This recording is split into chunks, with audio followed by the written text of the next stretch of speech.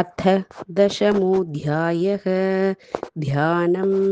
ॐ उत्तप्तहेमरुचिरां रविचन्द्रवह्निनेत्रां धनुःशरयुताङ्कुशपाशशूलं रम्यैर्भुजैश्च दधतीं शिवशक्तिरूपां कामेश्वरीं हृदि भजामि धृतेन्दुलेखाम्।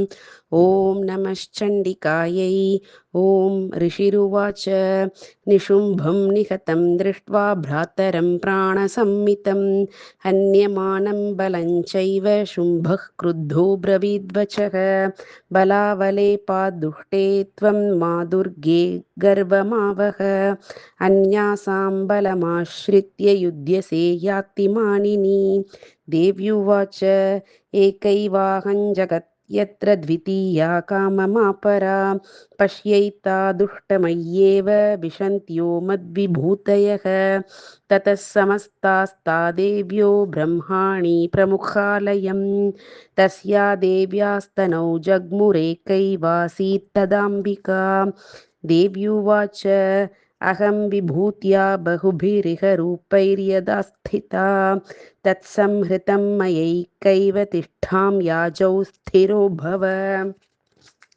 ऋषिरुवाच ततः प्रववृते युद्धं देव्या शुम्भस्य चोभयोः पश्यतां सर्वदेवानामसुराणां च दारुणं शरवर्षैः शस्त्रैस्तथास्त्रैश्चैव दारुणैः तयोर्युद्धमभूद्भूयः सर्वलोकभयङ्करं दिव्यान्यस्त्राणि शतशो मुमुचे यान्यथाम्बिका बभञ्जतानि दैत्येन्द्रस्तत्प्रतिघातकर्तृभिः मुक्तानि तेन चास्त्राणि दिव्यानि परमेश्वरी बभञ्जलीलयैवोग्रहुङ्कारोच्चारणादिभिः ततः शरशतैर्देवीमाच्छादयत सोऽसुरः सापि तत्कुपिता देवी धनुश्चिच्छेदचेषुभिः छिन्ने धनुषि दैत्येन्द्रस्तथा शक्तिमथाददे चिच्छेददेवी चक्रेण तामप्यस्य करे स्थितां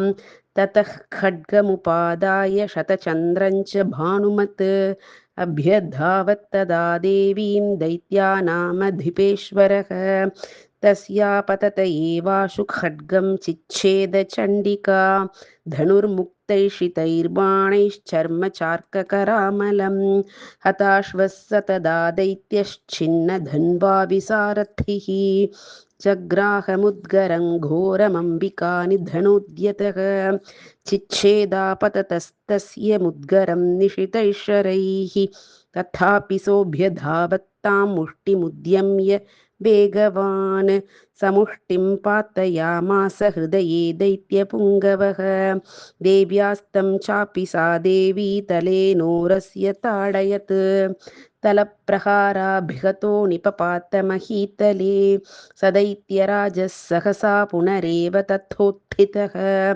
उत्पत्त्यच्च प्रगृह्योच्चैर्देवीं गगनमास्थितः तत्रापि सा निराधारा युयुधे तेन चण्डिका नियुद्धं खेतदा दैत्यश्चण्डिका च परस्परं चक्रतुः प्रथमं सिद्धमुनिविस्मयकारकं ततो नियुद्धं सुचिरं कृत्वा तेनाम्बिका सह उत्पात्य भ्रामयामास चिक्षेपधरणीतले सक्षिप्तो धरणीं प्राप्य मुष्टिमुद्यम्य वेगितः अभ्यधावत दुष्टात्मा चण्डिका निधनेच्छया तमायान्तं ततो देवी सर्वदैत्यजनेश्वरं जगत्यां पातयामास भित्त्वा शूलेन वक्षसि सगदासुः पपातोर्व्यां देवी शूलाग्रवीक्षतः चालयन् सकलां पृथ्वीं साब्धिद्वीपां सपर्वतां